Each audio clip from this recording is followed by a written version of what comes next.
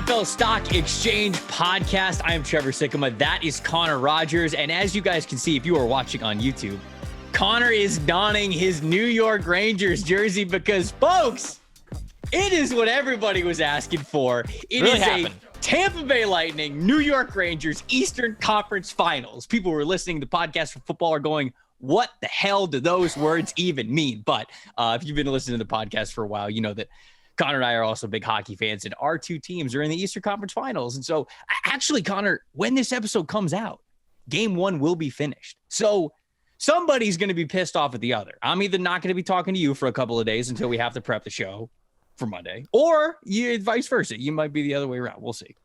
This is the second series in a row where I keep telling myself I'm playing with house money. I'm like, the Rangers aren't supposed to be here. We're still, Yeah. And now I'm like, I'm feeling kind of good. It's going to be a lot of fun, man. It's, when I said back in it's weeks ago now, when the Lightning were playing Toronto and the Rangers were playing Pittsburgh, and each team felt like had a tougher time with those teams than they did in the second round.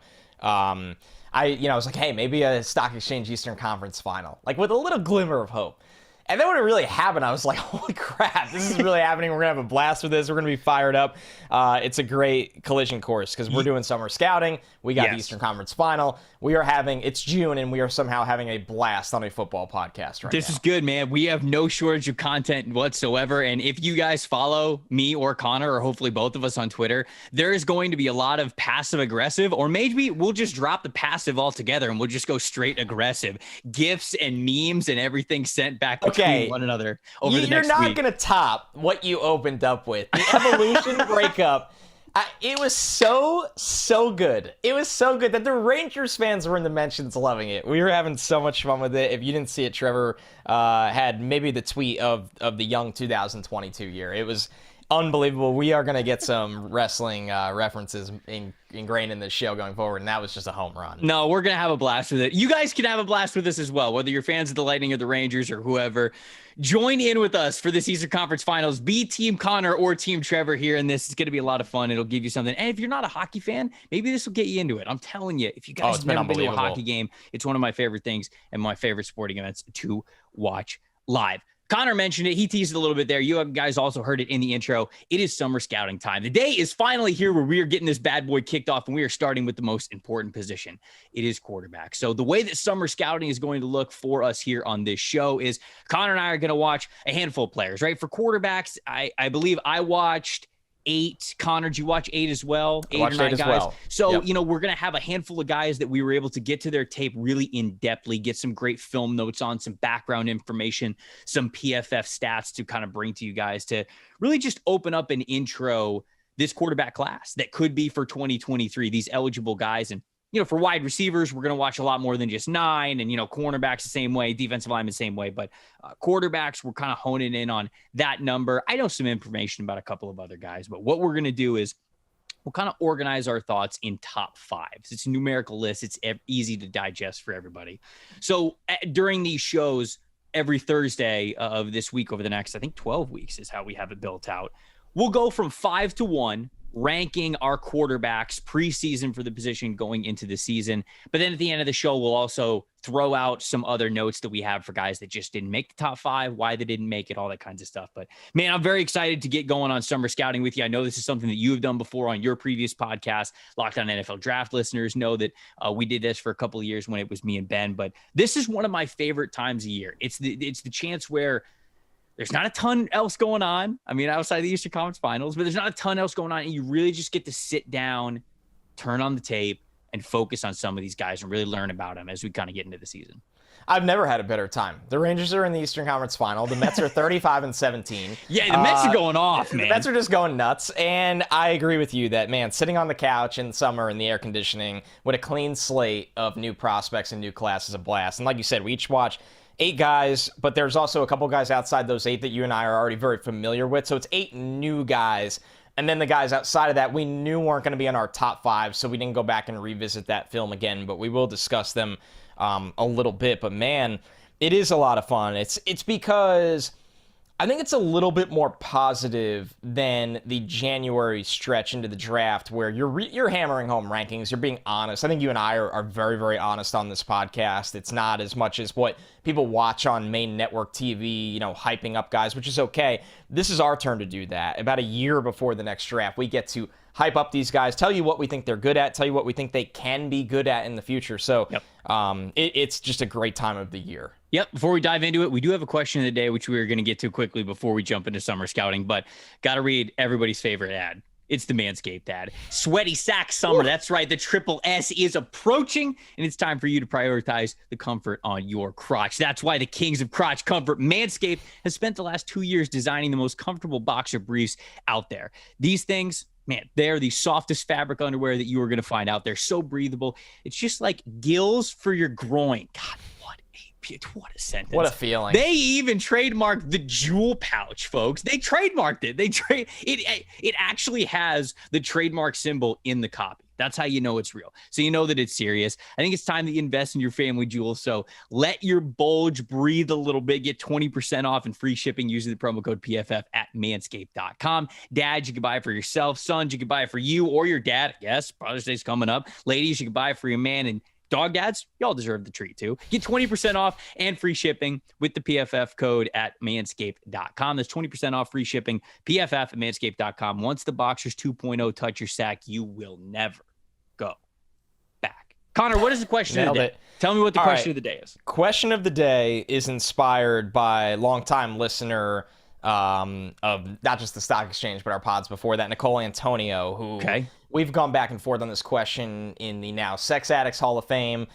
And I'll throw it to you first, Trevor. Wait, is that what the group chat is called now? The Sex Addict Hall of Fame?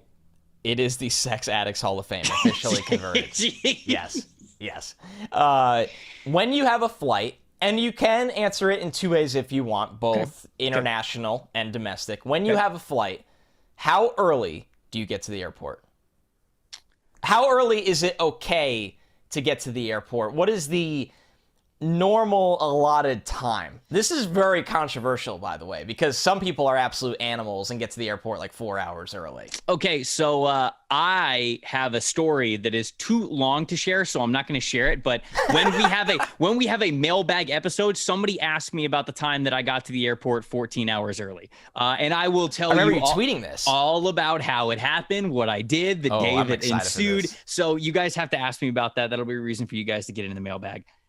I like airports. Some people really hate being at the airport, so they try to time it to where they are arriving at the gate as they are boarding. And you are nodding your head, you are pointing at yourself. So I guess that this is you.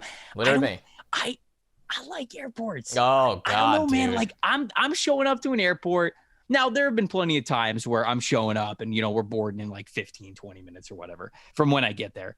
But honestly, dude, if I get to the airport hour and a half before I'm boarding, I'm chilling, man. I'm big chilling. I'm walking around. I'm people watching. I'm getting my steps in. I might get myself a little smoothie, a little coffee, something like that. So I'm somebody who enjoys airports. And so I'm like a 60 to 90 minute ahead of boarding time kind of a guy. So I instantly Googled ranking the best and worst airports as soon as you said you like airports. Yeah. It is no coincidence. And I did it domestically. I did it for U.S. airports. So for our international listeners, I'm sorry. And Tampa is the third best airport. Tell them, baby. In the United States. The GOAT. There's bias. There's bias here. The GOAT. When you're sitting at Newark or LaGuardia or JFK, you do not like being at the airport. Well, so there is bad bias here. Does the traffic go into it too? Like you're just dreading getting to the airport or no? So I'm really lucky. I live in Hoboken, which is about a 20-minute Uber to Newark, and I rarely hit traffic. And there was a 2-year period at Bleacher Report where I was flying during the season nearly weekly or at least bi-weekly. We get it. You about bi-weekly. Traveled. Yeah. So you got the plane emoji in the bio, just like, yeah, definitely not. Thing, yeah, lives to travel. I just have a travelgram. Absolutely not. Newark is number 4 on the worst list, and LaGuardia is number 2. So wait, what's number 1? It's got to be Dallas, right? Is Columbus. John Glenn Columbus International Airport, which I've been to that airport, and I would not. Never been there. I don't get. How is that? Okay, these rankings are a little strange. I'll say that. So either way, I actually have a hot take. Like Newark doesn't really bother me, especially the upgraded terminal, the renovated terminal. Newark's fine. I get there in 20 minutes. It's a fine airport. Fine. LaGuardia, nightmare. Going through the city and everything like that, and the airport itself is terrible. I am the type of guy, though, that eventually I had it down to a science where when I got through security, I would walk, grab a bottle of water, stop and go to the bathroom, and walk on the plane. There was a part of it that I loved the adrenaline of like. Of course you did. I might miss my flight. My Never did. The exact same way as you. Exact same way. Alyssa travels more than both of us. She does. She gets a thrill out of getting to the gate basically as they are. As they're calling her name. If I couldn't, I was such an adrenaline, junkie for travel that on the way home from places, if I finished early, wherever I was, and I couldn't get that adrenaline of timing, like just making my flight, I would go up to the counter and ask if there was any earlier flights back to the New York area. You're an animal. And a couple times they'd be like, we actually have one seat on this plane that's leaving in 12 minutes. And they'd be like, shout out to, I'm not a United actually was pretty good most of the time. Delta was pretty good most of the time. Listen, airport, it's a tough business. They have their problems. I know people hate them, but I try to defend them sometimes. You're sick. Yeah, you're sick. Now, international, a little different. Well, of course, because, you're customs. There's a lot going on there. You're checking in bags, which is the worst thing in the world. There's nothing worse than checking in a bag.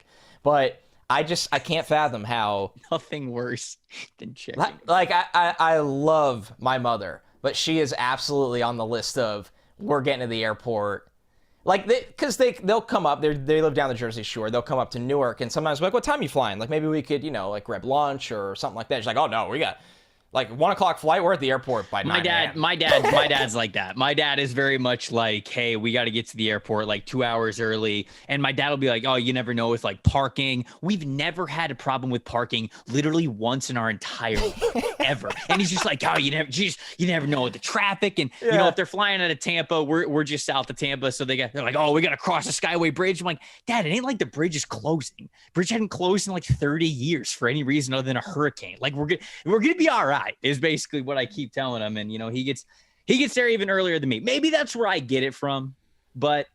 Oh, it's ingrained. Let me be fair. I love to travel. I like airports, man. So you like being just it's something different, right? You're like, I'm not at the house, I'm at the airport. I get that. Yes. I get that. No, I get that. It is ingrained in you. I was like that for a while. So I'm like a 60 to 90 minutes before my flight. You're a 60 to 90 seconds before you. I've actually regressed. So when I stopped traveling because of the pandemic and then got back into the flight game, not nearly as much as I used to. I don't travel like that at all anymore. When I have a trip here or there, I've gotten into the 45-minute to an hour mark. You old man, you. Yeah, it's shameful. It's actually shameful. I'll be like, oh wow, I could sit and have a meal or a coffee at the airport. This is horrible. All right, but I do think it's biased. Y'all let us know. Y'all let us know. Let us know when you get to the airport. This is a no shame zone. The comments are a no shame zone. Yep. All right. Nobody else. Bonus, when do you pack? We'll throw that in there too. Oh yeah. When do you pack? Dude, night before. What'd you say? Night before. I mean, and we're talking late. The hour before I go to bed. Mm-hmm. Yeah. With that bad boy is the last task on the day outside of showering before I go to bed. 100%. Yep. So we'd love to hear from you. Let us know when you get to the airport, whether Connor is way too much of an adrenaline junkie, whether I'm way too much of an old man. You tell us. When do you guys? Your fiance sounds worse. Way worse than me. I mean, well, she's an adrenaline junkie. It's just what she does. It's just how it goes, man. It's just.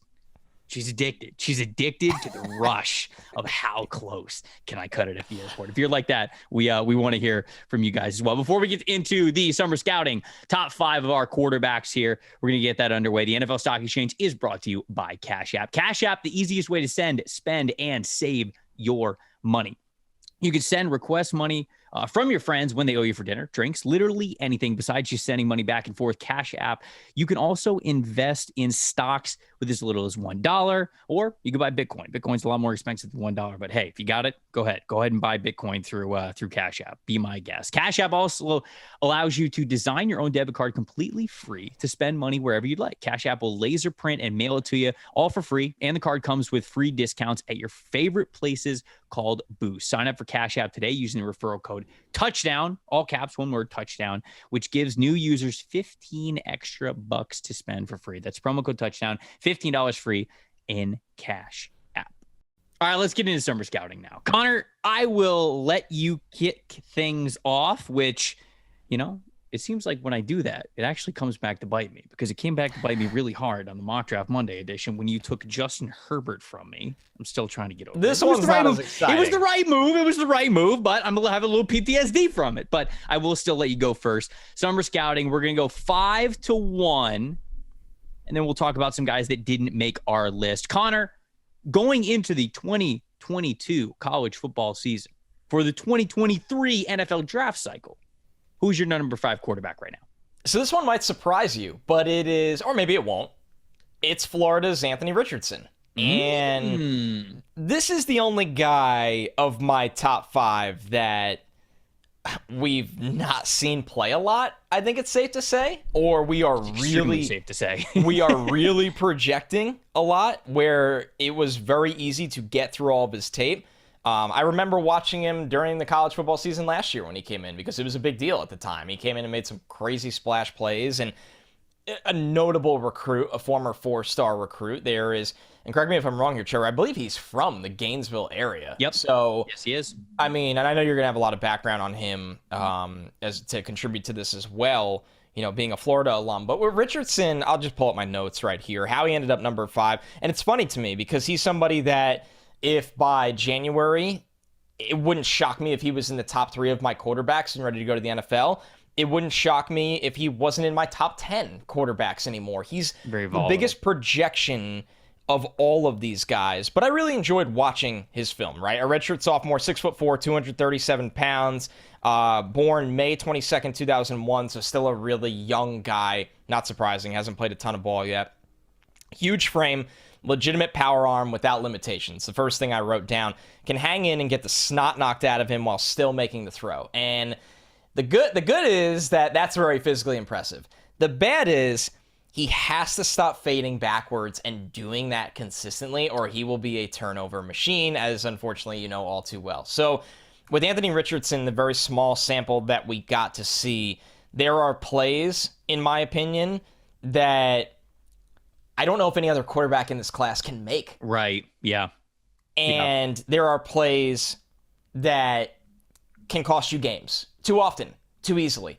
So I really am excited about him. I think I'm not the most, but one of the most excited in terms of the guys on this list today. And it was tough getting him. It was tough picking number 5. I'm not going to lie. It was. I took the guy that the traits were the most exciting, the body type, the arm, the splash plays, over guys that we're going to talk about at the end of the show, because I don't want to give anything away yet, that are definitely more proven but do not have the ceiling that Richardson possesses. Well, with you having Richardson at 5, that means that we'll at least have one difference in our top 5, because I had him number 6. So he was right outside of my top 5, but I'll go ahead and obviously talk about him here. I don't have to save him for the end since you're bringing him up. You're right. 4-star quarterback, came from the Gainesville area, born and raised in Gainesville, played high school football in Gainesville before getting to commit to his hometown Gators there. Last season, I'll just say, when you look at his stats, 529 passing yards, 401 rushing yards. He was kind of splitting time with Emory Jones, but I'm going to be honest with you guys, that was also, I feel like it was never really the plan.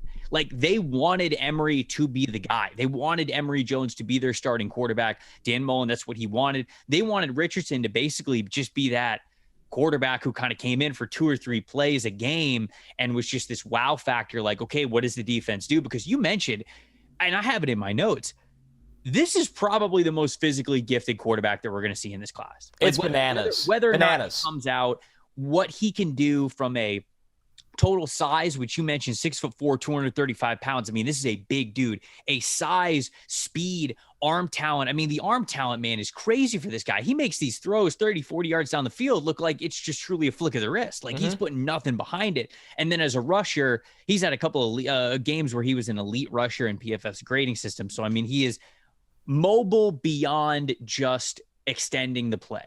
He is a true threat to run. And I am extremely hesitant to bring up the Josh Allen example, but that's the example that I think people are going to be able to recognize right off the bat is like, okay, obviously Josh is a much more polished quarterback at this point in time, but like how the Buffalo Bills used Josh Allen and his legs, his mobility as a weapon for them, as an actual tool, not just okay, your first couple of reads were bad and now you're taking off. Like, no. There were game plan moments to where they used his legs as a weapon. That's kind of the same mold that you can use Anthony Richardson. But you know what it was closer, not to cut you off. You know what it was closer to me? Now his frame is gigantic, so it is hard to find someone. You said Josh Allen.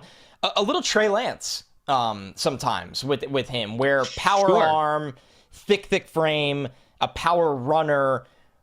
Now he's playing in the SEC. Now, if you put Anthony Richardson in the FCS, I think he would just physically destroy everyone. Well, sure, but so did Trey Lance, right? I mean, like that name that you bring up there is a lot better of a potential imagination for these guys because we look at Trey Lance and we go like, okay, well, why isn't he starting yet for the San Francisco 49ers? And I think it's because there was a massive talent gap with him of when he got to the NFL and the things that he's had to learn. And we're obviously watching Richardson's 2021 film.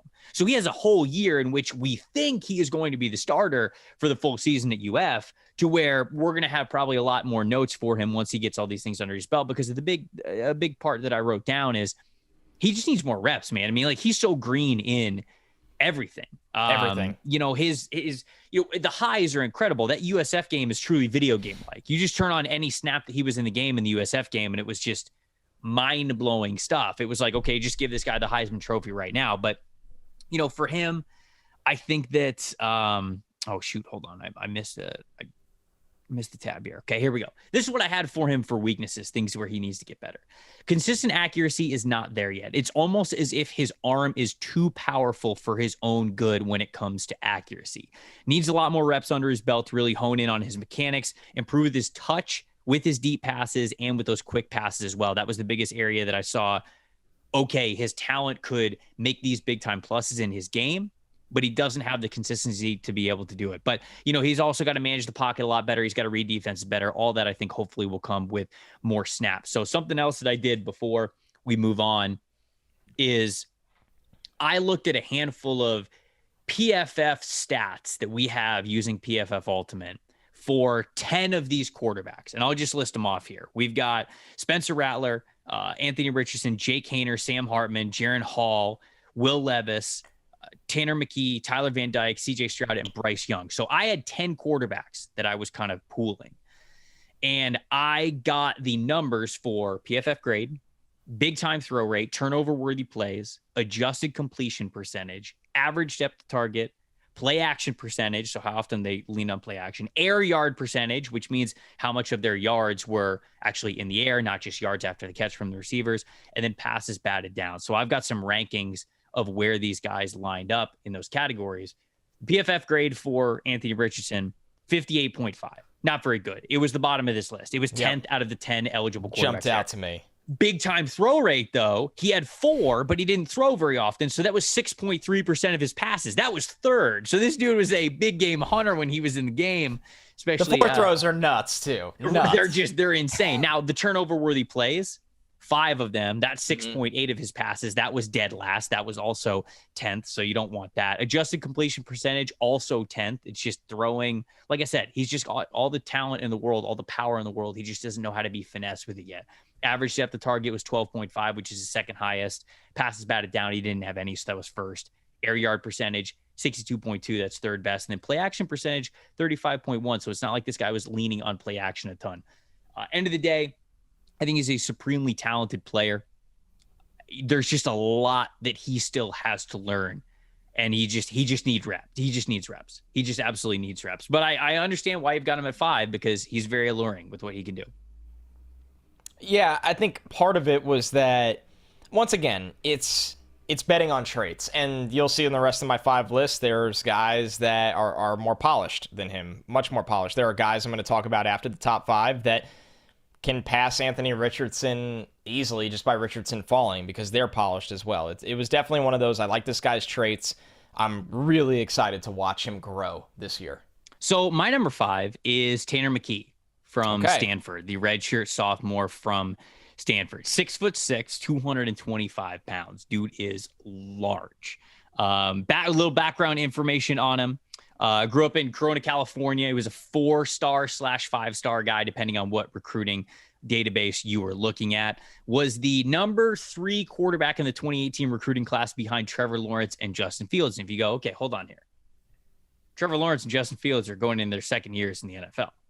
You just said that Tanner McKee was a redshirt sophomore. Well, after high school, Tanner McKee went on a 21-month stint as a missionary in Brazil for the Church of Jesus Christ Latter-day Saints. So he is likely going to be one of those older prospects, whether he's coming out this year or in years that follow. If he comes out this year, if this is his last year, I don't think I have his exact birthday, but he'll be right around 23, 24 years old when week 1 starts of 2023 if he goes to the NFL. So he'll be a little bit older of a quarterback. Something of note in his past that I thought was really noteworthy and something to point out. When he was in high school, he was diagnosed with melanoma, a dangerous form of skin cancer that he had to get removed from his body. He also had to have surgery near his neck on some of his lymph nodes. And before he had surgery, he was coming up as a prolific high school quarterback. And the doctor kind of warned his parents. They're like, hey, there's a chance that with the surgery, it's very delicate. Even if we get all the cancer out, there could be some potential nerve damage. It might affect his throwing motion. It might affect things like that. And obviously it was something that they had to get handled anyways. And his parents and the accounting, his coaches and everything said that he, as a 16-year-old kid, just handled it so well, handled it with confidence. And an article that I was reading about it said that when he woke up from surgery, obviously this is a very delicate and dangerous thing that he was trying to have done.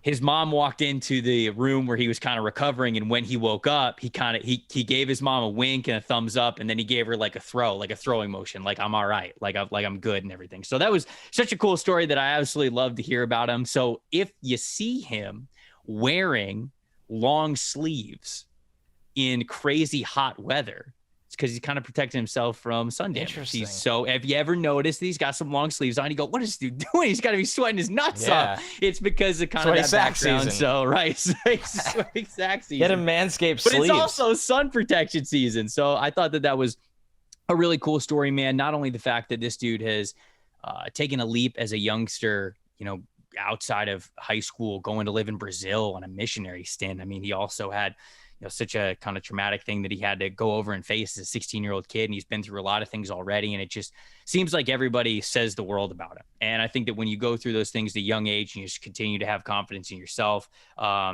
you continue to see the bright side in life. Like, hey, okay, this is the situation. This is how we're handling it. And this is how we're going to make the best of it. It seems like that was definitely something with Tanner McKee and his background that I absolutely love. Let's get to the film though.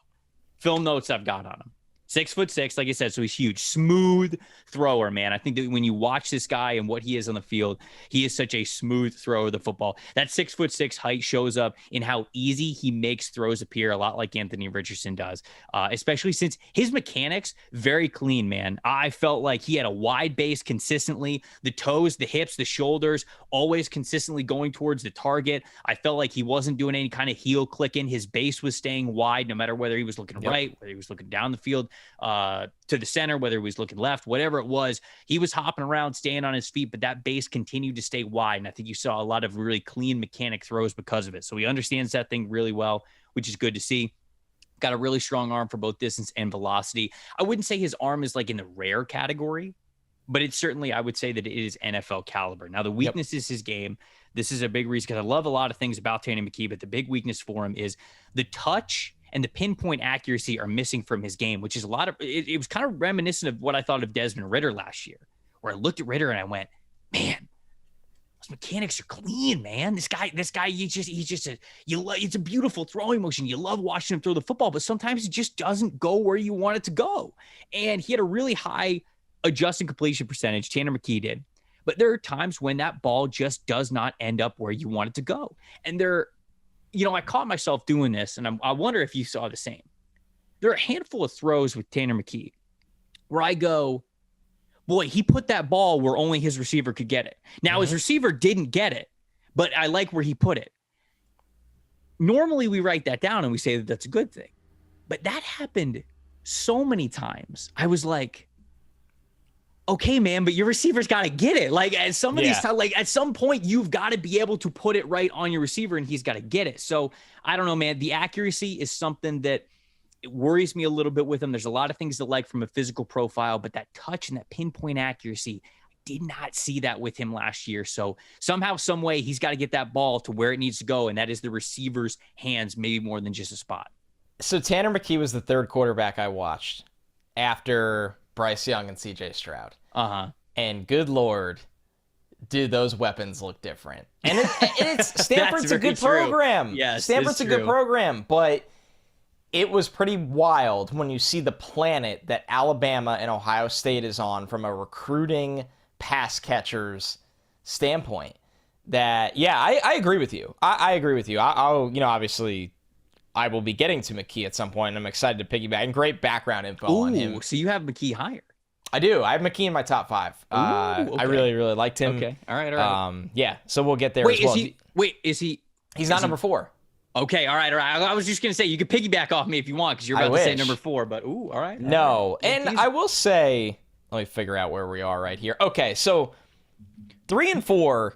Like if I had to tier this thing, there are 3 tiers in the top 5. We already got through tier 3. Anthony Richardson, in my opinion, was on his own tier down there. Okay. Now tier 2, 4 and 3 are together. Number 4 was Tyler Van Dyke.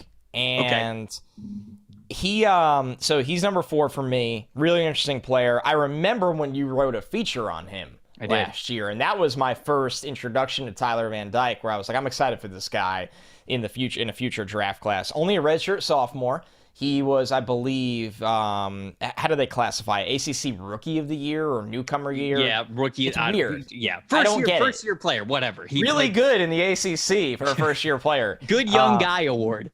Exactly, 6'4", 224. I mean, Trevor, it goes back to your point. Florida had Emory Jones, who at this time last year was making an appearance in some first-round mock drafts. Nobody was really thinking Anthony Richardson was going to come into that amount of reps. Miami had De'Aaron King. And I don't know if people really expected Tyler Van Dyke to play as much as he did, but obviously De'Aaron King got hurt. And Tyler Van Dyke, who is a former 4-star recruit, he was the number 2 pro-style quarterback in his class. There were big expectations for him coming to the U. More notes. Pocket passer with the thick frame. Plays like a 4-pitch pitcher. A lot of speed, a lot of off-speed and touch throwing was what I wrote. He really reminds me of somebody that he doesn't come out there with the 101 mile an hour fastball, and that's what he's going to say, I'm going to beat you with this over and over again. He's somebody that, because of some arm limitations, I put arm strength as mediocre. The ball tends to float on him down the field sometimes. He really knows how to play with different tempo and speeds, and it just reminded me of the old veteran. I'm trying to think of a good comp. Maybe Maddox or even Tom Glavine, Chris Bassett on the Mets right now. Guys that just have this big arsenal of pitches and know how to use all of them. That's what he really reminded me of.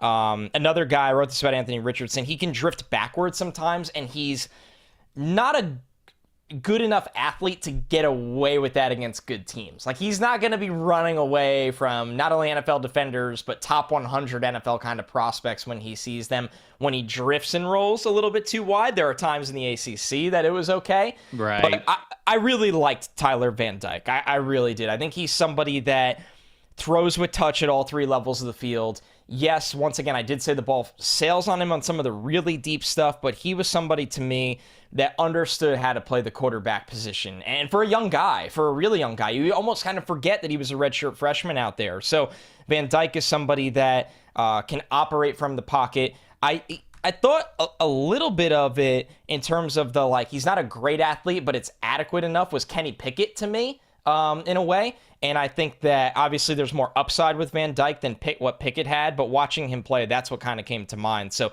I'm a fan. I'm excited for Miami to see this kind of talent at the quarterback position. Yeah. And I think considering how young he is and the kind of year he had, he really, really knows how to manage a game, and I think he can carve you up in the intermediate was his most notable aspect. Did you know that he was a pitcher? No, I didn't. Okay, so he not only was he a pitcher, I don't know if this is his junior or senior year of high school. It's incredible, by the way. But he's from Connecticut. Okay, I saw you smiling when I said the four pitches. It's because he won New England Pitcher of the Year as a junior or senior. It's shameful that I didn't know that, because I did try to do multi-sport backgrounds on all these guys, right. But with him, I never did. Yeah, so he was New England Pitcher of the Year, went undefeated 1 year and had an ERA of 1.08. Unbelievable. So unbelievable. Which yeah. So I mean, he was a 4-star quarterback out of Connecticut. You mentioned the baseball style. Well, it's because he absolutely was a pitcher. Now, the crazy thing about him is he burst on the scene last year. For those who are kind of learning Tyler Van Dyke's name, maybe for the first time throughout this process this summer, threw for 300 plus yards in 6 games in a row. And I think the last 6 games this season, over 2,000 passing yards with 20 touchdowns and just 3 interceptions, 66% completion percentage, and was named the ACC Offensive Rookie of the Year. You mentioned it there. When you look at his PFF stats, though, he's definitely that big game hunter kind of a quarterback right now, because the PFF grade 78.5, that was 8th out of these 10 quarterbacks that I watched.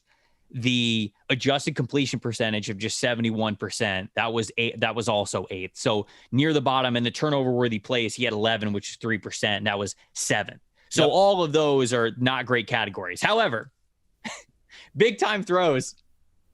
Dude had 25 big time throws in the limited. He only played for the Virginia game on, which I think was like 6 or 7 games, whatever that was. He had 25 big time throws in that game. 7.7% of his passes were big time throws, which was by far the most amount when I looked at these quarterbacks here. So that's without a doubt first on the list.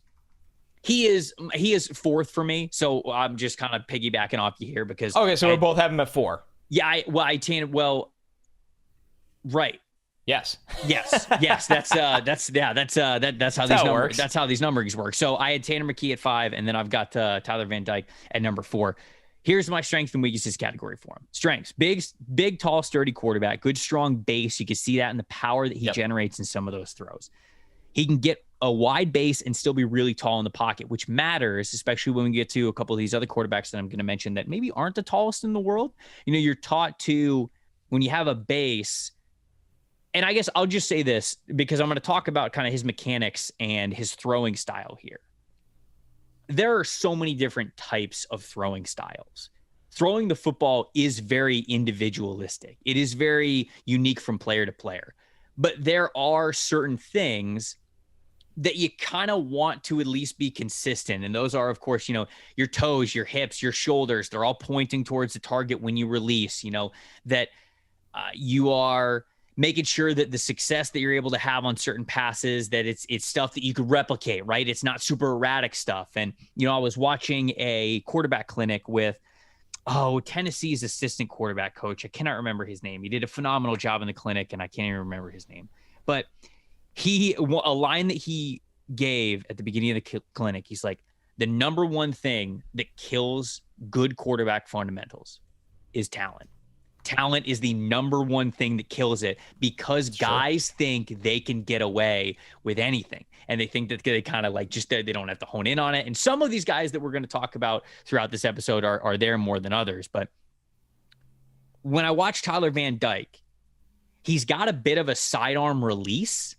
And he does that thing almost like a pitcher, where when he throws the football, his hips are open. They're very open. So that front foot is often like too far to the left. And it's almost like he's compensating for that sidearm motion by putting his hips a little bit more open, pointing his feet a little bit at a bigger of an angle to say, okay, well, the ball's coming out from the side, not over top. So I'm just going to kind of compensate for it by putting my foot a little bit further to the left of where I'm throwing it.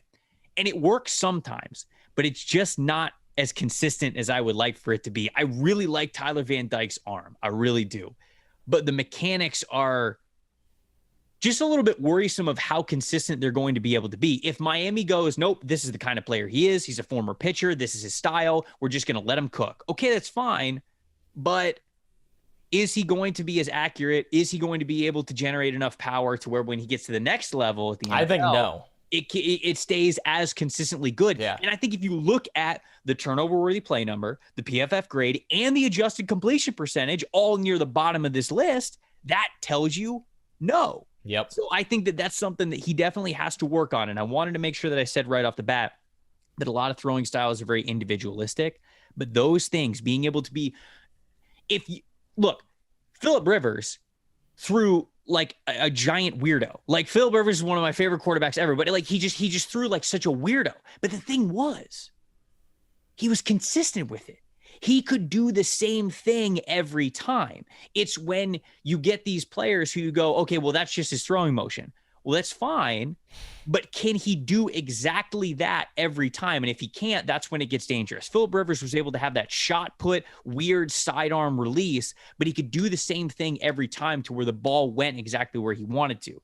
Tyler Van Dyke has a little bit of a sidearm release, and he's got a little bit of a pitcher's background with how open his hips are, but those two things are not equating to consistency right now. So that's the big thing that I want to look at with Tyler Van Dyke.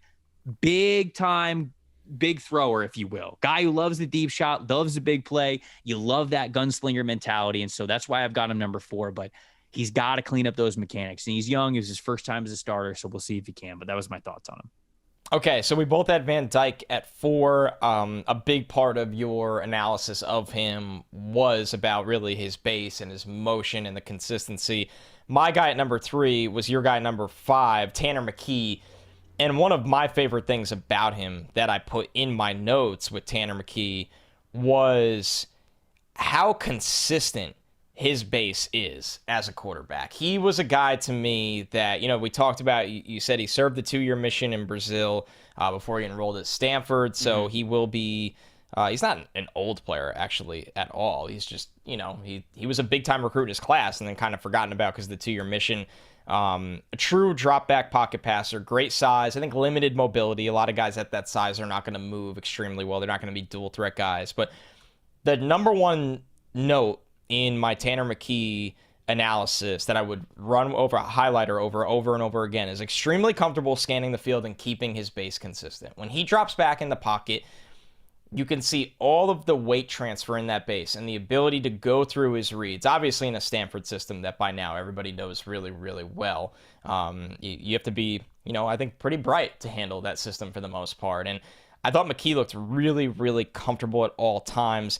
Release is a bit lengthy, but these 6'6" quarterbacks, Trevor Lawrence had the same thing. It's just, they're long, they're big guys. Bigger dudes. It goes back to the whole conversation we had a million times where with Drake London's routes are going to look different than Calvin Austin's. Calvin Austin's the perfect example because he's like 5'9". So right. I didn't really knock him for that. It's just something I noticed. I'm like, his release is a little bit longer.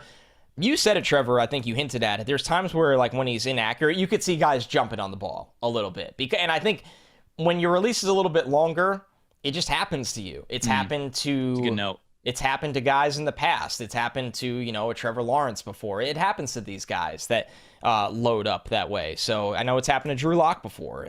So I thought his release was a bit lengthy, but it's expected for a 6'6" quarterback. I think some of the bucket throws from McKee, and this really all goes back to his ability to sit in the pocket and play with a consistent base and go through his reads and understand where he wants to go. And everything is repeatable with him in his mechanics. Some of the bucket throws are fantastic. They're truly fantastic. Now, the guys in the next tier, we're going to highlight how great they are in a little bit, the 1 and 2, and we're going to get to your third in a few. But I was so impressed with McKee's overall play as a pocket passer because how much he can quarterback a game. All of these guys, so many college quarterbacks athlete a game, and then they'll sprinkle in a quarterback play here or there. The top ones can do both. I don't think McKee can athlete a game, but he knows how to quarterback a game, and it's really impressive to watch, and I think we're going to see significant growth in him this year.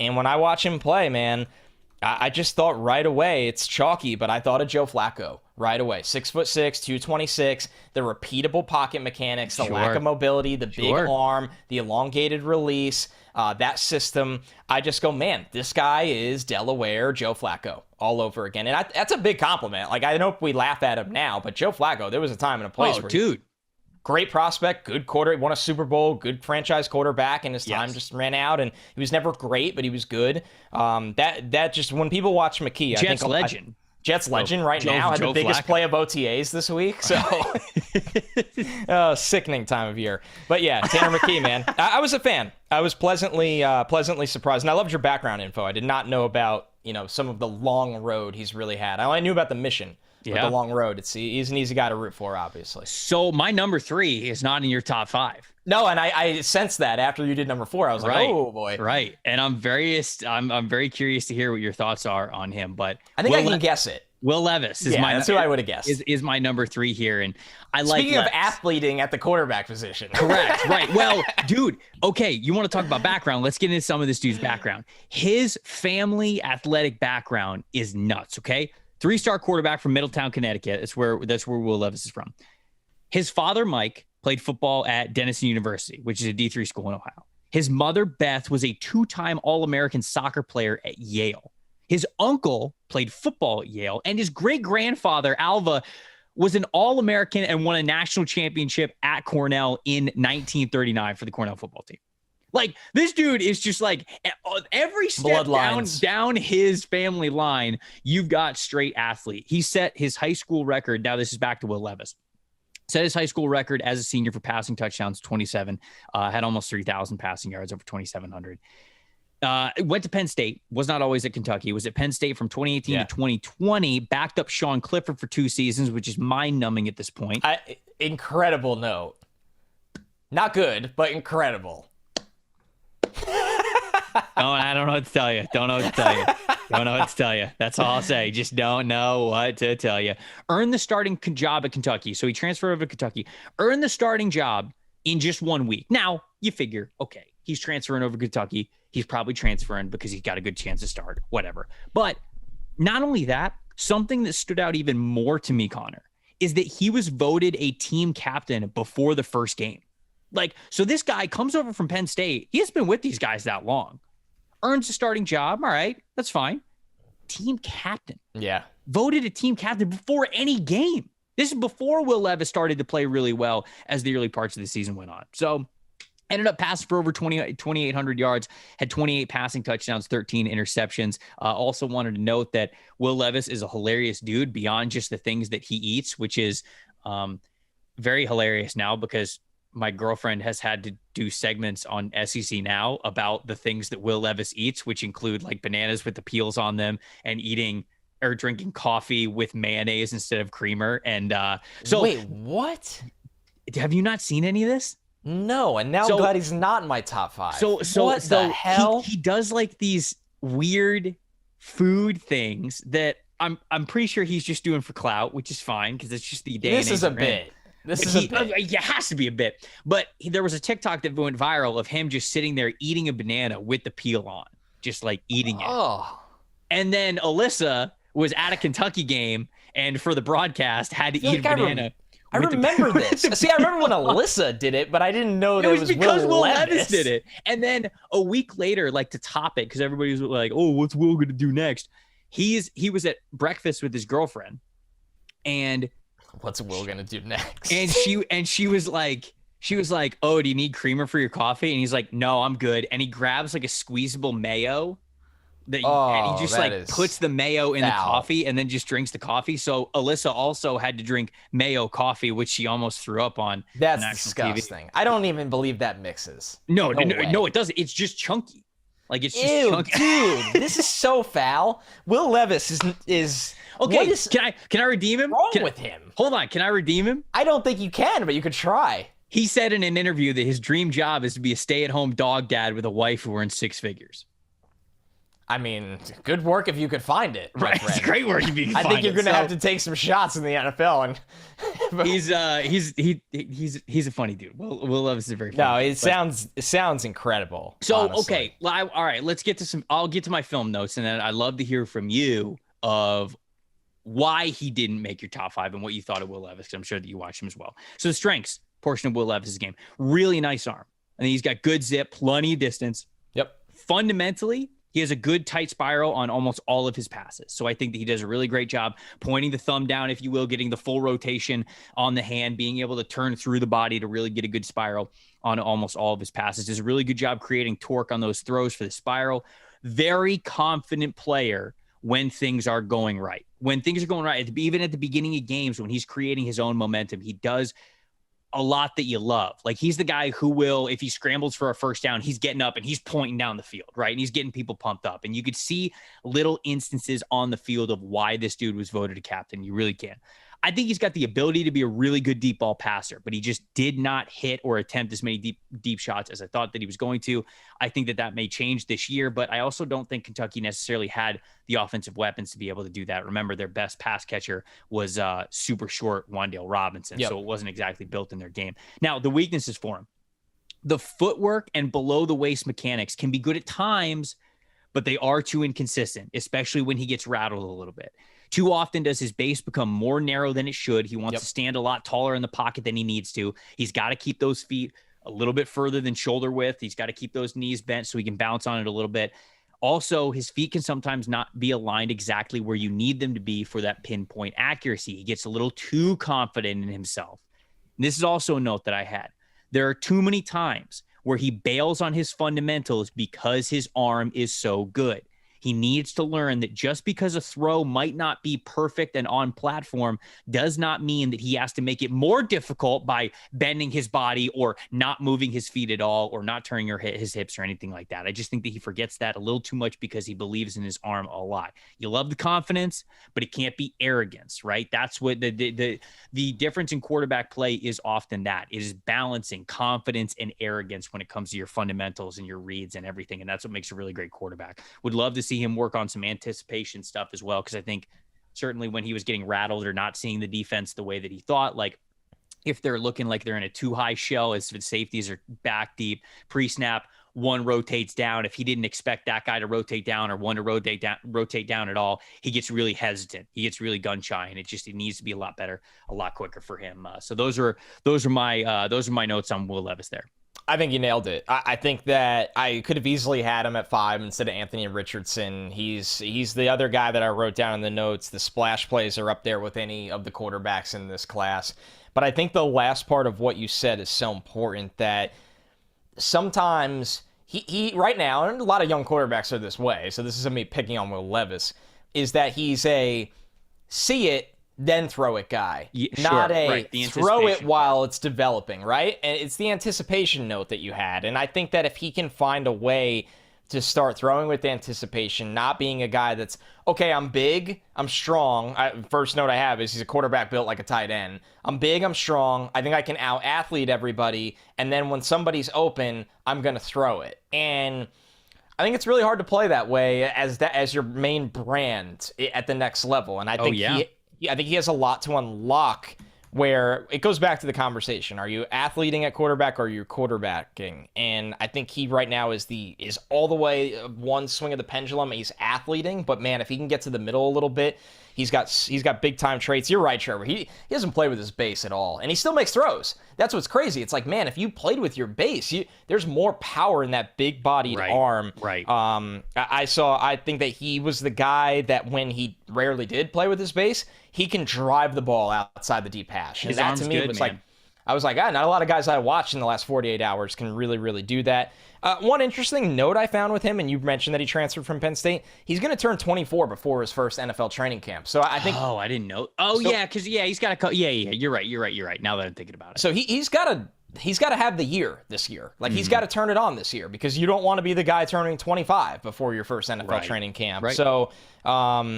So yeah, it's important. It's just important. So I don't want to be the age monitor guy on podcasts all the time. Good. But for quarterbacks, it matters. Good so enough. Yeah, I think that's a perfect breakdown, though, on Levis. Exactly how I felt pretty much, too. All right, so we didn't have the same number 3 quarterback. I have a good feeling that we're going to have the same top 2, maybe not in the same order. Yeah, maybe not. But we can figure it out right now. I have a weird feeling we will. Who you got at number 2?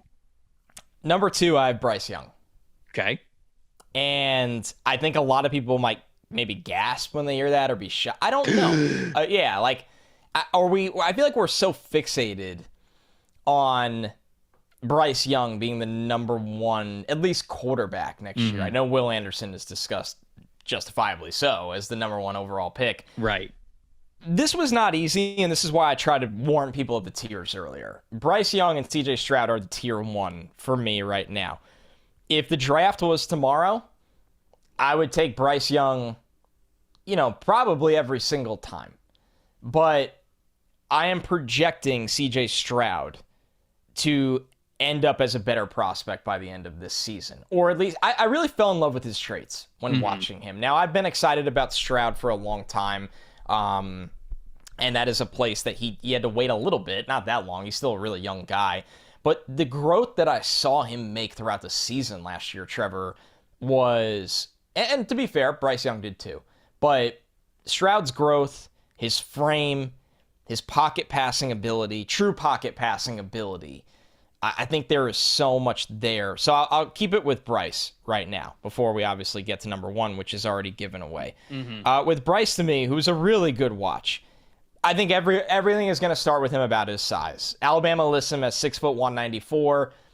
Not a lot of guys play quarterback in the NFL at under 200 pounds. Do you think he's 6 feet tall? Nope. I don't even think he's close. Not a chance. I don't know if he's 5'11" or 5'10". He's closer to 5'9" than he is 6 foot, if you ask me. And I'm not even a guy that gets so caught up all the time about you need to be 6'5", 230 to play quarterback. But he's in a stratosphere where it's a very deserving conversation, and it's not going away. It's actually going to grow. What was Kyler? Kyler was 5'10" and 1/8. So here's the problem when I hear that, because I hear that a lot, and it's the only other guy you could bring up, right? Well, right. That's the guy that you would bring up for like the success metric of like him being small. And Russell Wilson. He doesn't move like Kyler Murray. No one does. Well, Kyler was also 205, 210 is probably what he plays at. And what was Wilson? What was Russell Wilson? Russ is thick. I think he's right. 5'11", right? Russell Wilson. He might be 5'10". He was 5'11" flat, but he was 205. He was the same thing. He weighed in basically the same as Kyler. So these are just thick boys. Small boys, thick boys. And you could see it that Russ could carry a lot of weight, I remember. And I don't know that about Bryce. So I don't want to make this like negative on Bryce Young because there's so much to dissect. But I want to make it clear as day that if you're a fan of the NFL draft, that is the thing you're going to hear about Bryce Young until it's not a thing, right? Until it's not a thing. So now that we got that out of the way, all right, former 5-star recruit, top-ranked dual-threat quarterback. I know there was like the funny, like he had the funny quote, like, I was an underdog or whatever it was. But yeah, like this dude is the real deal. He's been big time for a long time. He was a legitimate top recruit. Ball placement is excellent at all 3 levels. It really is so. I mean, they obviously got incredible pass-catching targets every single year, but he put it in their lap. It looks like he takes the football and sticks it right in their pocket most of the time, right in the belt buckle. Ball placement's just so good. Middle of the field throwing, phenomenal. And it's with anticipation. It's threading the ball. It's putting it between defenders, over defenders. The middle of the field throwing comes easy to him. It's no problem. And that is in or out of the pocket for a smaller guy. He can make the middle of the field throws from the pocket. He puts the deep ball in his receivers' pockets for them, as I said before. It's absolutely beautiful. It was really fun to watch him play with Jameson Williams. And he's still learning a little bit what he can get away with in tight windows. A few of the INTs, or could be INTs, I know at PFF we call them the turnover-worthy plays. I know you and I have gone through all of them for these quarterbacks. A couple of defenders jumped underneath, and he just didn't think they would get there, and they did. And he's learning, man, these guys are really good. Like, I'm playing against Georgia. These defenders can close the space that I don't really think arm strength is an issue. He's learning what he can get away with. All these guys are going through that. One more negative thing, it takes nothing to bring him down. Like, there's a couple times where guys get into the pocket and like kind of one arm stab at his shoulder pad, at his pads, and he falls. He does play like he's 190. I want to be honest on this podcast. I don't think he's a perfect prospect. Right. He's a really good one. The intermediate and deep throws outside the hash lose some life sometimes. I don't think he has the power arm we're accustomed to seeing as guys build as number 1 overall picks for a long time. He was sacked 35 times in 2021. Some of them especially against A&M, he didn't stand a chance. He snapped the ball, he looked, and he was on the ground. He got killed. So I don't really want to be like, oh, this guy holds the ball forever. He takes a lot of sacks. Really good prospect, Trevor. Really, really good prospect. Right now, he's the best quarterback in this class right now. But he's not my number one quarterback class because I do not project him that way. I see a long-term starter. I'm excited to see him grow. I'm excited to see him work on the things he can work on. Like I said, the defender's jumping on the ball. Hopefully, he can pack on more weight and play a little bit bigger at times. But it's going to be a fascinating conversation around him because he's really, really good. But there's no slam dunk at quarterback, but he's not that guy yet. I have Bryce at number one. So it doesn't matter. We're talking about Bryce Young. We're talking about CJ Stroud. Take it away. Top two guys. I've got him at number one. And you did a good job with some background and some traits information. I'll throw some background stuff that I found on him. Some people might already know this stuff out there. It's sort of common knowledge, but I do think that guys' backgrounds go into what you see on the field sometimes. And I think that for Bryce Young specifically, Van Dyke, absolutely. It has that pitcher background. You see that in his play. Bryce Young, I think also, this goes into it, and I'll tell you why in a second. So he was born in Philly, but he grew up in Pasadena, California, went to Mater Dei High School, which is, Mater Dei High School has produced Matt Leinart, Matt Barkley, JT Daniels, Amon-Ra St. Brown, like all these guys who went to USC. So he was originally committed to USC, but he ended up going to Alabama, as everybody knows. As a junior at Mater Dei High School, he led his team to a national championship. And as a senior, he won the Gatorade National Player of the Year. He had over 4,500 passing yards and 58 touchdowns. It's just absolutely insane. First scholarship offer, little nugget here, 8th grade, Cliff Kingsbury, when he was at Texas Tech. That was Bryce Young's first scholarship offer before they started all kind of. Like my next Kyler. It's gonna be my Kyler. So I said originally committed to USC, but then he went to Alabama. Ended up being a 5-star. Backed up Mac Jones' his freshman season. Played 9 games though, so he didn't redshirt that freshman year. So he was a true sophomore last year, true junior this year.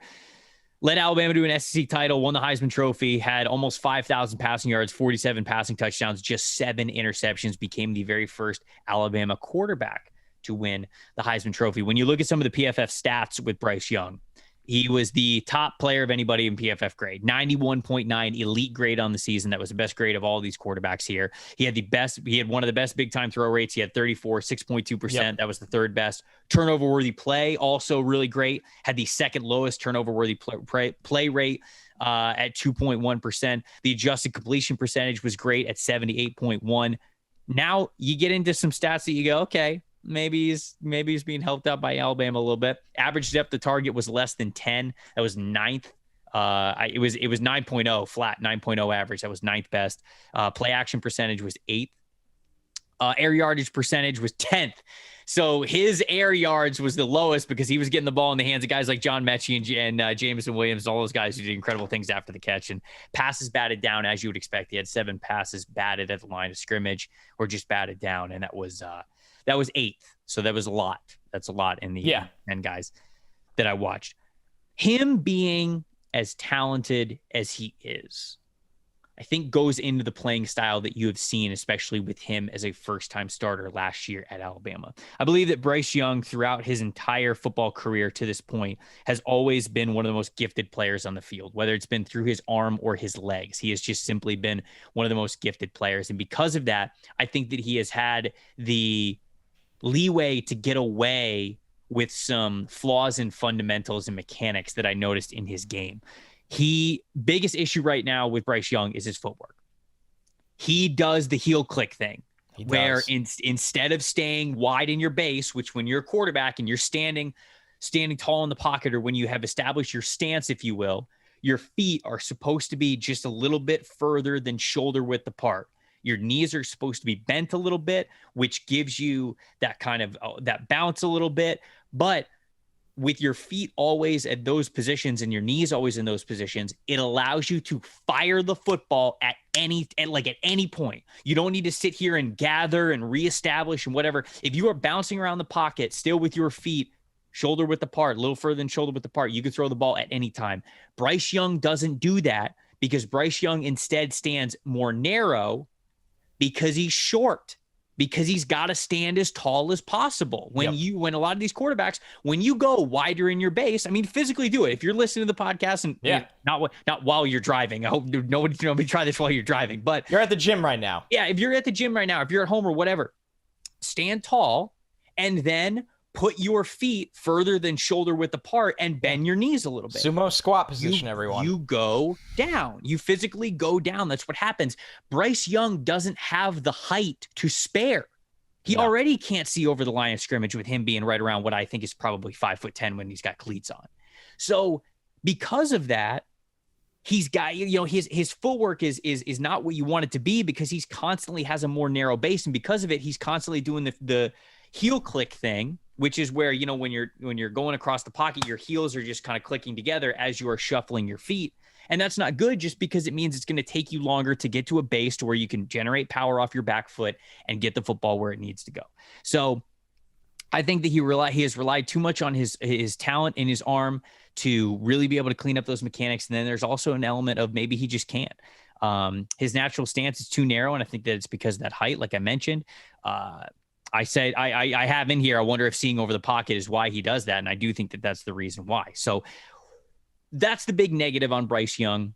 I think that there are also times where he's got to arch his back. He's got to bend backwards to try to throw the ball over the line of scrimmage, which also sometimes hurts his power, his velocity on some of those throws that you were mentioning when you were explaining him. But I want to make sure that we're also talking about the positives.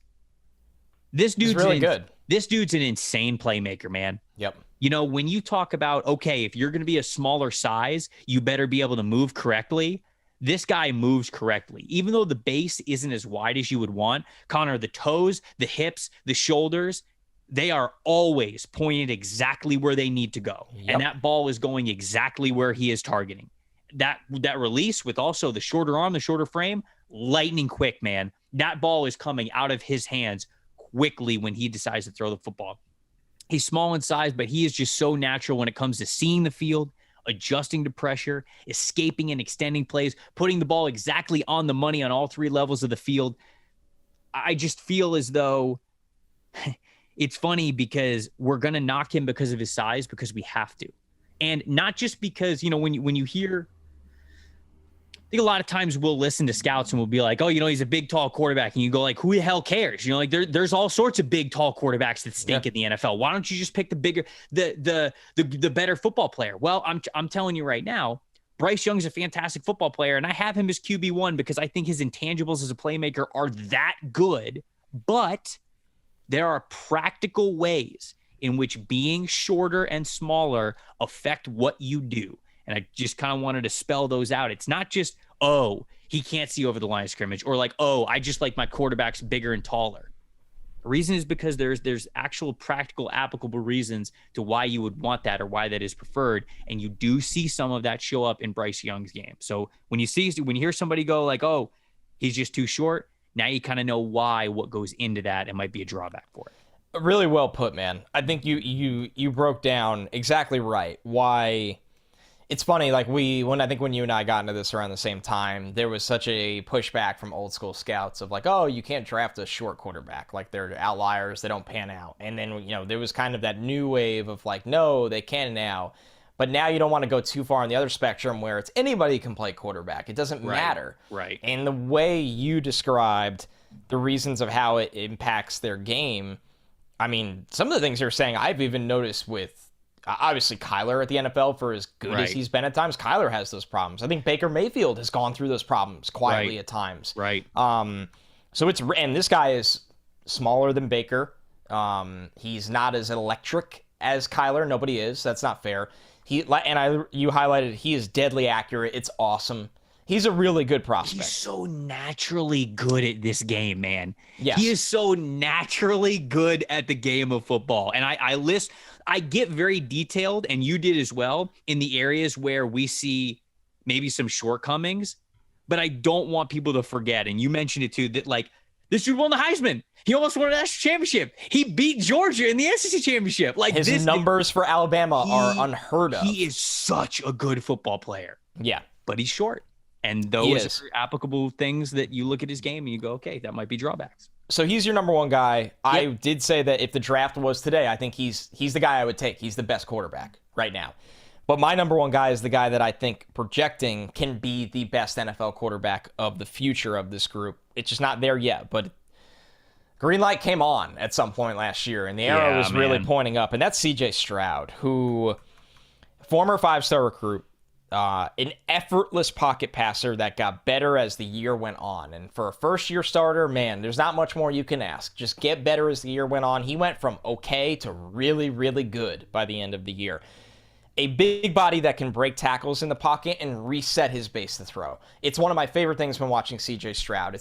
The pressure comes, there is some contact. He's not getting, drilled. He's not getting hit, wrapped up around the hips, but there's contact against him. Contact balance, reset my base, and put myself in position to throw. CJ Stroud is so good at that. And when you're 6'3", 218, it's a skill. It's impressive, a skill. Man. It's impressive. Yes. Yep. It's a skill.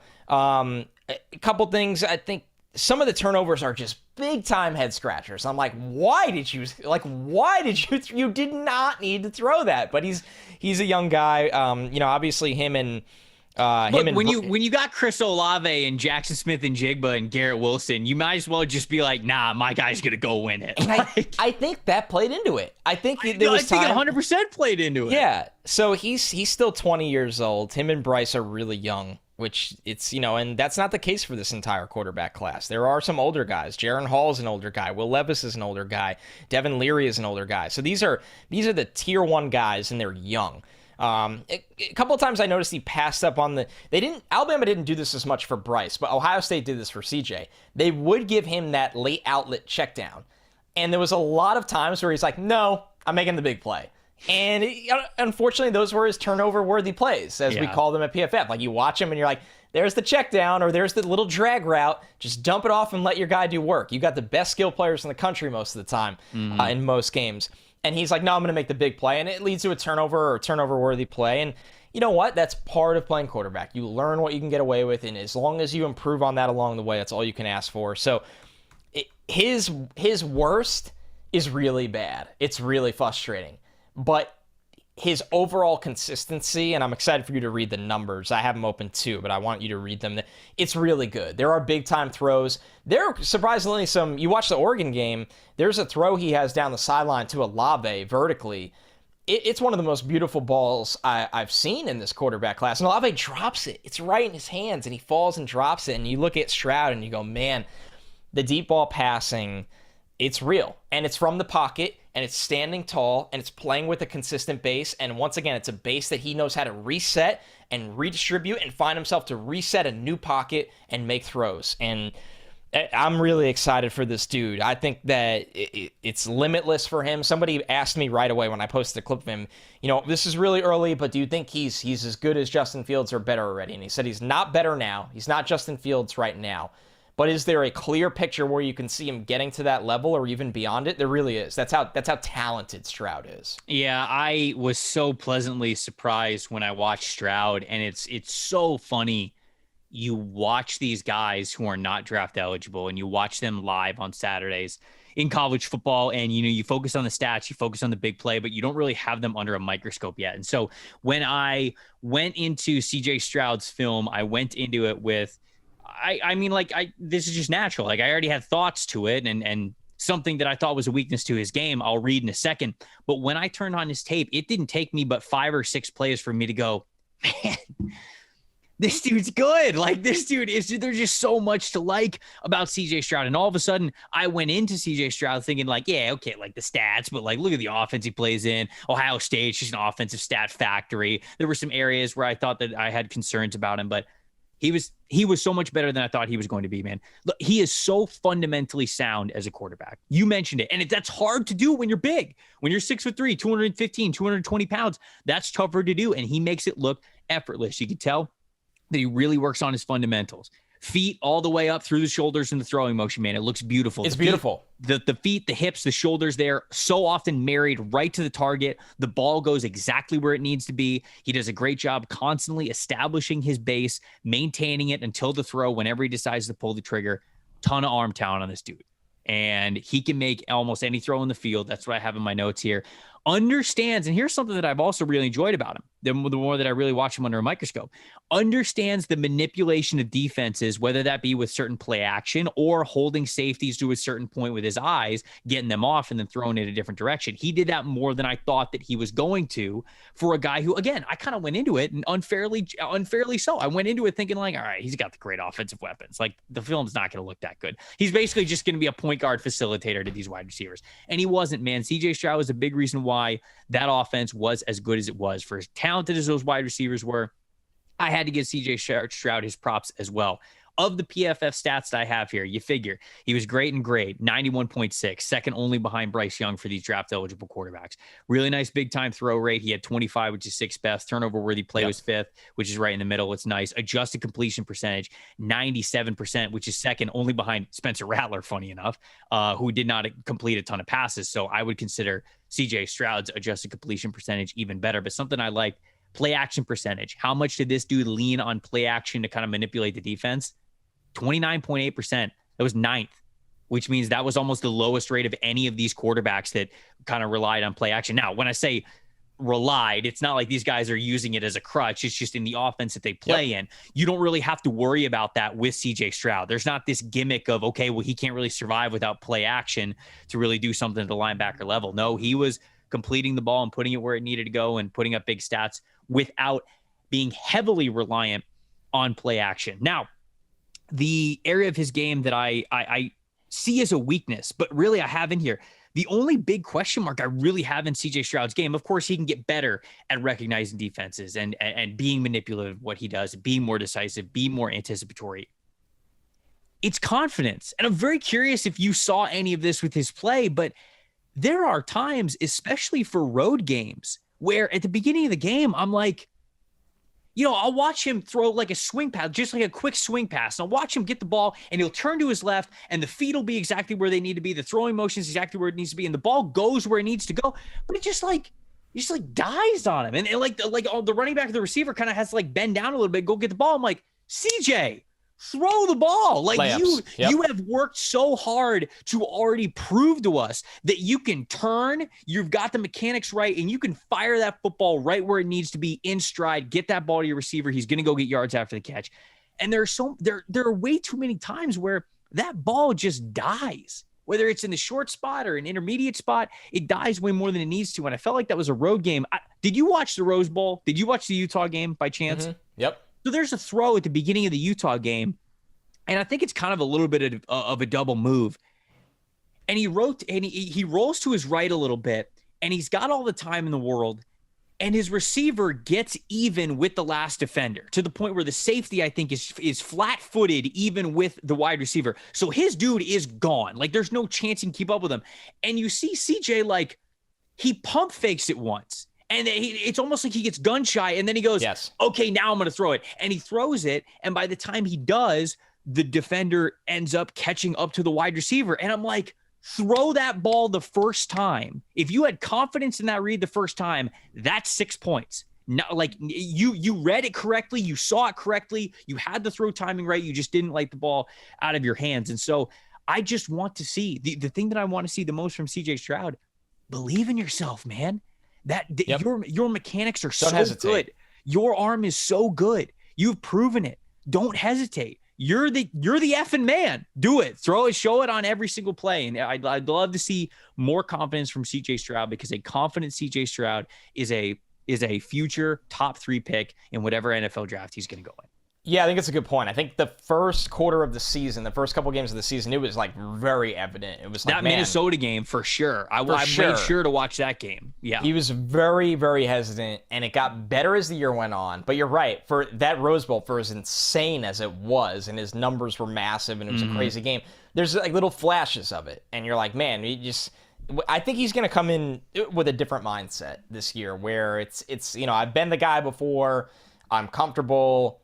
I do have some targets returning that I've played with, even though I lost 2 guys in the first round at wide receiver. I've thrown to some of these guys that are here, and he's got some of the best coaching in the country from an offensive standpoint.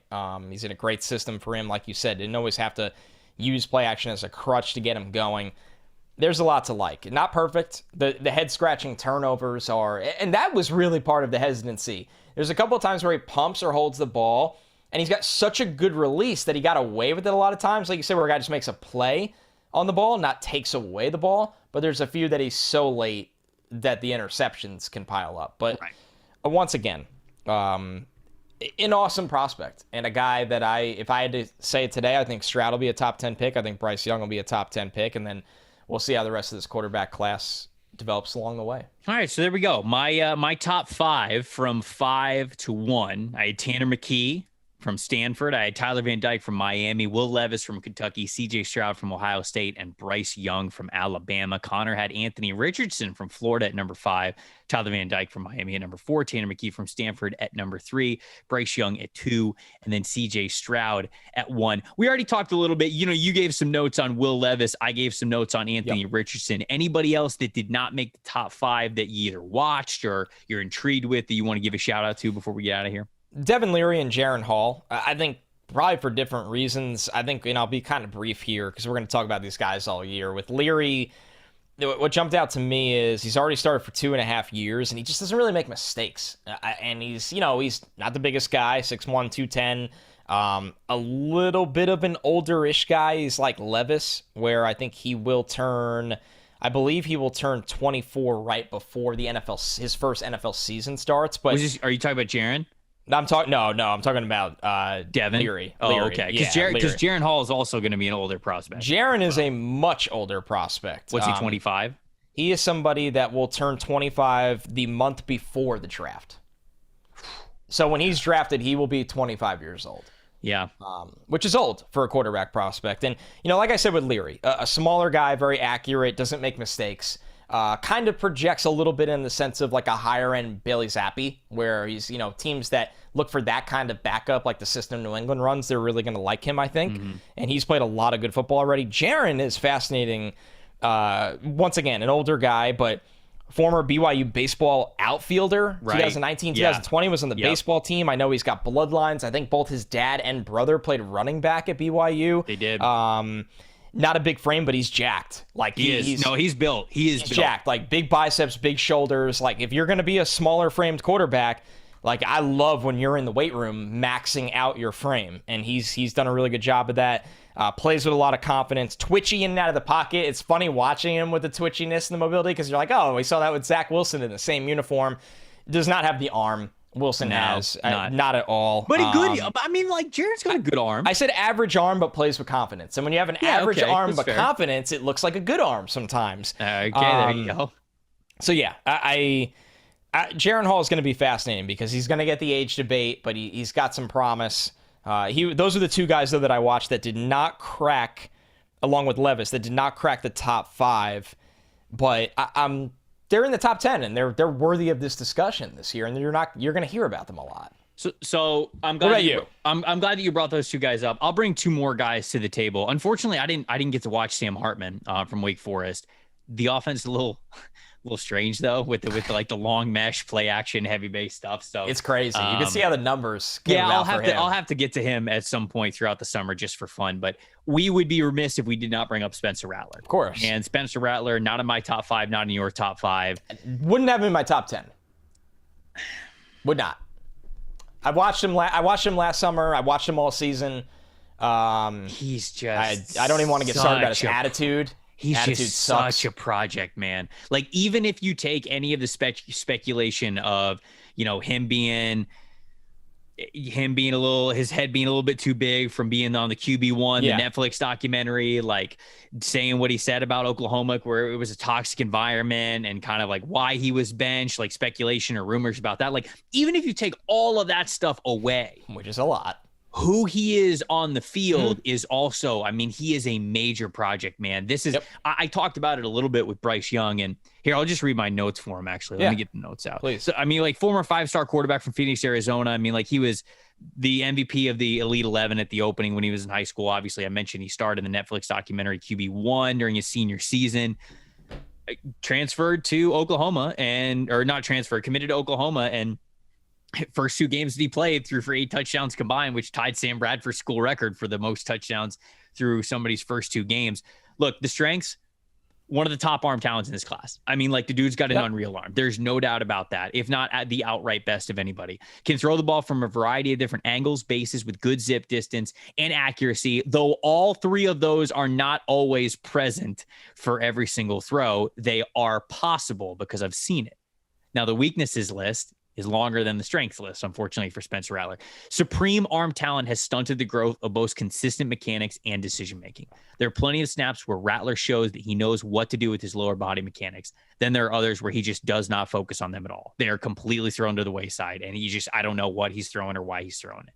His decision-making was bad enough for him to be benched, albeit by a really good quarterback, Caleb Williams, behind him, and ultimately he transferred. Doesn't have really good pocket management at all right now because Oklahoma's offense is already kind of weird. The space is like infinite, it seems.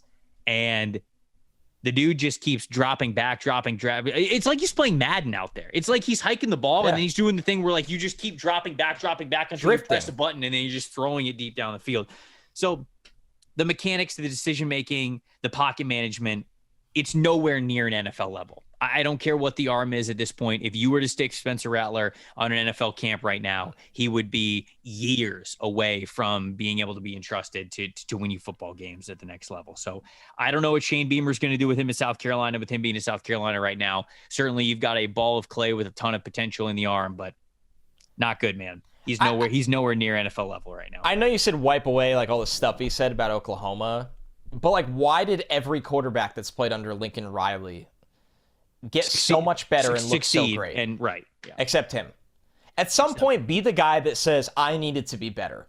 And you have to be that guy at quarterback. Like, you have to be that guy.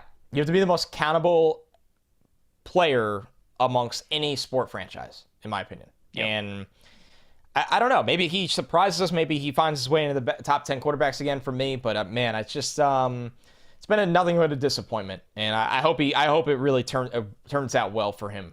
Obviously. Other one I'll give a shout out to, Jay Kaner, my guy Jay Kaner. I like Jay Kaner a lot. I don't think that Jay Kaner is going to be a top 5 QB in this class, at least as of right now. But I think he's gutsy, man. Last year he threw for over 4,000 yards in Kalen DeBoer's offense. Kalen DeBoer no longer there. He's at Washington, which Haener almost transferred over to Washington, which is actually where his college career began. It's kind of a crazy story, but he ends up staying at Fresno State. He's going to stay at Fresno State for one more year. Had 33 touchdowns, 9 interceptions last year. He's a smaller guy, so he doesn't have the biggest arm in the world, but he's one of those players who you watch a lot of his film and you go, this dude's a gamer. I mean, especially if you watch last year's UCLA game, the gutting performance where he had a pretty bad hip injury that he played through that game and just put on a heroic performance, especially the last drive to win it.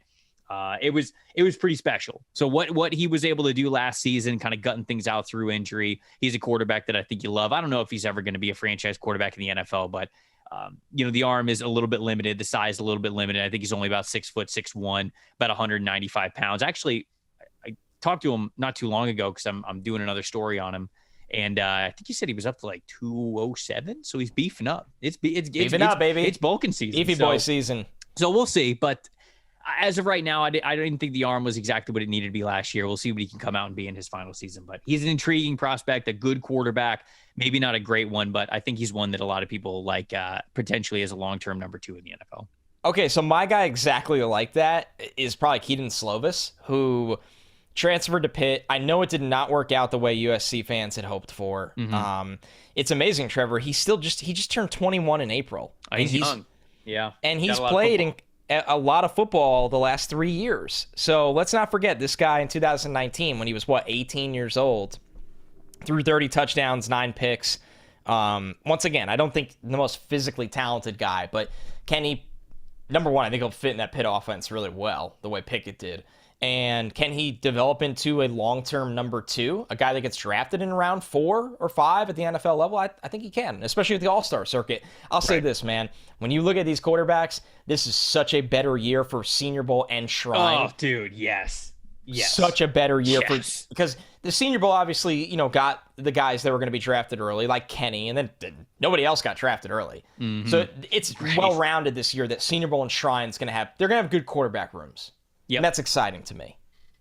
I think that even just going down this list, it was so funny. We looked at quarterbacks last year, and I remember doing summer scouting, and we got to like QB4, QB5, and I was like, I don't really care about anybody anymore, actually. And this year, I found myself like, okay, let me watch one more guy before the podcast. Me too. Let me watch Could've one more kept guy. going. And I kept going. So the quarterback list this year, I think the intrigue, I think the hype around these guys is going to be a lot different than what we were used to over the last year. It's going to be an exciting 2022 college football season for a lot of these quarterbacks, a lot of area for these guys to improve a ton. And man, we could be back to talking about quarterbacks as the center of the 2023 NFL draft. I think that's the potential that we've got in this list. That was the first episode of Summer Scouting, buddy. That was fun, Freaking man. Awesome. I think that might be the longest episode that we've done here as a podcast duo, but we had a lot to get to. I felt like it flew by. And as we do more positions,